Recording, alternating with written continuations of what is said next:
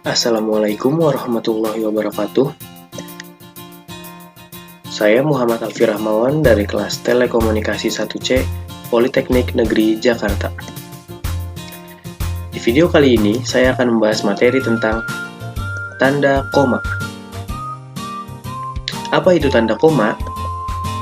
Tanda koma adalah tanda baca yang memiliki bentuk mirip apostrof atau tanda petik tunggal, tapi diletakkan di garis dasar teks. Beberapa jenis huruf menggambarkannya sebagai suatu garis kecil yang agak melengkung atau kadang lurus, atau seperti angka 9 yang diisi bagian lubangnya.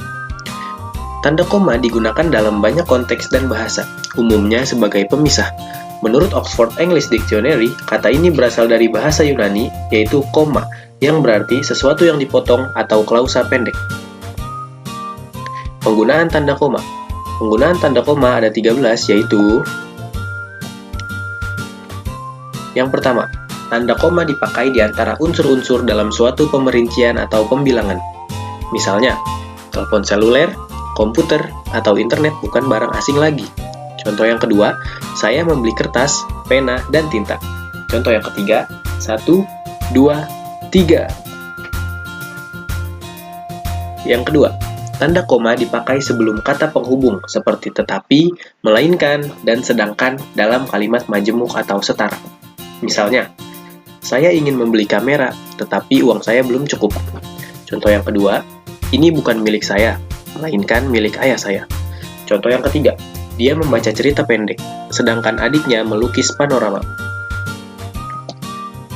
Yang ketiga, tanda koma dipakai untuk memisahkan anak kalimat yang mendahului induk kalimatnya.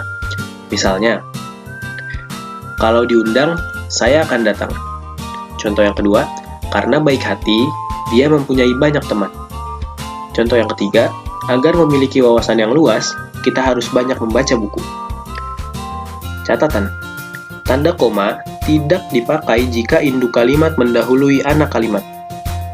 Misalnya, saya akan datang kalau diundang. Dia mempunyai banyak teman karena baik hati. Contoh yang ketiga, kita harus banyak membaca buku agar memiliki wawasan yang luas. Lanjut yang keempat, tanda koma dipakai di belakang kata atau ungkapan penghubung antar kalimat, seperti oleh karena itu, jadi, dengan demikian, sehubungan dengan itu, dan meskipun demikian. Misalnya, mahasiswa itu rajin dan pandai, oleh karena itu, dia memperoleh beasiswa belajar di luar negeri. Contoh yang kedua, anak itu memang rajin membaca sejak kecil, jadi wajar kalau dia menjadi juara kelas. Contoh yang ketiga, orang tuanya kurang mampu, meskipun demikian, anak-anaknya berhasil menjadi sarjana. Yang kelima, tanda koma dipakai sebelum dan atau sesudah kata seru, seperti oh, ya, wah, aduh, atau hai, dan kata yang dipakai sebagai sapaan seperti bu, dik, atau nak. Misalnya, 1. Oh, begitu. Contoh yang kedua, wah, bukan main. Contoh yang ketiga, hati-hati ya, jalannya licin. Yang keempat, nah, kapan selesai kuliahmu? Contoh yang kelima, siapa namamu, dik? Dan contoh yang terakhir, dia baik sekali, bu. Lanjut yang keenam, tanda koma dipakai untuk memisahkan petikan langsung dari bagian lain dalam kalimat. Misalnya, kata nenek saya, kita harus berbagi dalam hidup ini. Catatan, tanda koma tidak dipakai untuk memisahkan petikan langsung yang berupa kalimat tanya, kalimat perintah, atau kalimat seru dari bagian lain yang mengikutinya. Misalnya, di mana saudara tinggal? Tanya Pak Lurah. Contoh yang kedua, masuk ke dalam kelas sekarang, perintahnya. Dan contoh yang ketiga, wow, indahnya pantai ini, seru wisatawan itu. Lanjut yang ketujuh, tanda koma dipakai di antara 1. Nama dan alamat, 2. Bagian-bagian alamat, 3. Tempat dan tanggal, serta 4. Nama tempat dan wilayah atau negeri yang ditulis berurutan. Misalnya, Saudara Abdullah, Jalan Kayu Manis 3, Kelurahan Kayu Manis, Kecamatan Matraman, Jakarta 13130. Contoh yang kedua, Dekan Fakultas Kedokteran Universitas Indonesia, Jalan Salemba Raya 6, Jakarta. Contoh yang ketiga, Surabaya, 10 Mei 1960.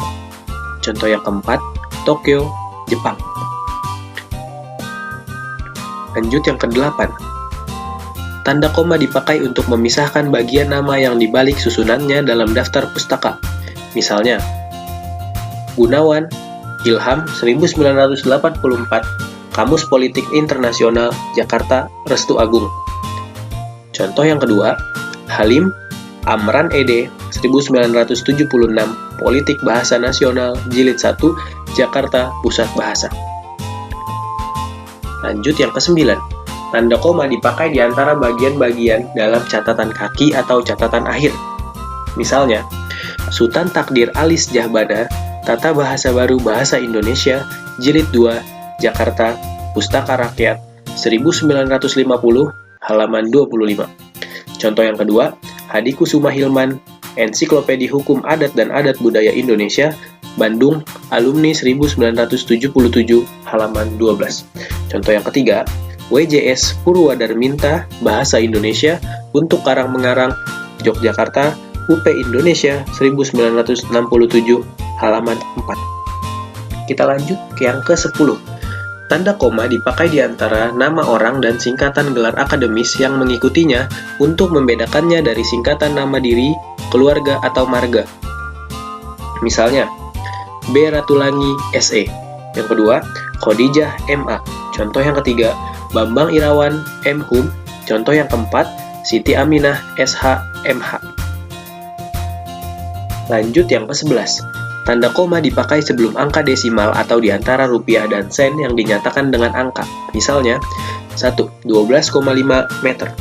Contoh yang kedua, 750 rupiah. Dan contoh yang ketiga, 550 rupiah. Bisa kita lihat di sini penggunaan komanya yaitu ada di antara rupiah dan sen. Lanjut yang ke-12. Tanda koma dipakai untuk mengapit keterangan tambahan atau keterangan aposisi. Misalnya, semua siswa, baik laki-laki maupun perempuan, harus mengikuti latihan paduan suara. Contoh yang kedua, Soekarno, Presiden 1 Republik Indonesia, merupakan salah seorang pendiri gerakan non-blok. Dan yang terakhir, yang ke-13. Tanda koma dapat dipakai di belakang keterangan yang terdapat pada awal kalimat. Misalnya, dalam pengembangan bahasa, kita dapat memanfaatkan bahasa daerah. Contoh yang kedua, atas perhatian saudara, kami ucapkan terima kasih. Mungkin itu saja materi yang dapat saya sampaikan. Semoga bermanfaat untuk kita semua. Mohon maaf bila ada kesalahan kata dan kesalahan pengucapan. Sekian dari saya. Wassalamualaikum warahmatullahi wabarakatuh.